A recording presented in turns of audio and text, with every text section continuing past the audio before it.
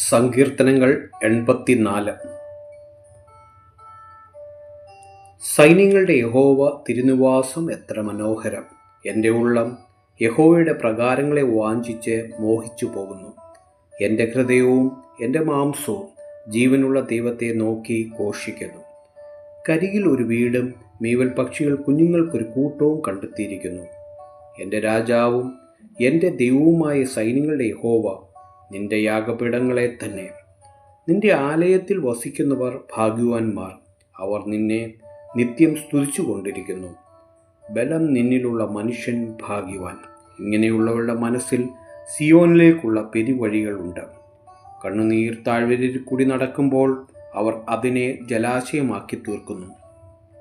മുൻമഴയാൽ അത് അനുഗ്രഹപൂർണമായിരിക്കുന്നു. അവർ മേൽക്കുമേൽ ബലം പ്രാപിക്കുന്നു.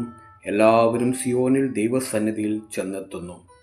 സൈന്യങ്ങളുടെ ദൈവമായ യഹോവേ, എൻ്റെ പ്രാർത്ഥന കേൾക്കണമേ. യാക്കോബിൻ്റെ ദൈവമേ, ചെവിക്കൊള്ളണമേ. നിങ്ങളുടെ പരിചയായ ദൈവമേ, നോക്കണമേ. നിന്റെ അഭിഷക്തൻ്റെ മുഖത്ത് കടാക്ഷിക്കണമേ.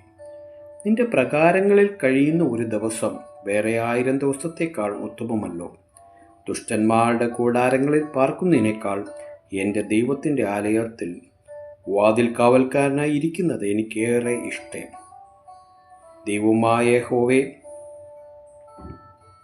സൂര്യനും പരിചയമാകുന്നു. യഹോവ കൃപയും മഹത്വവും നൽകുന്നു.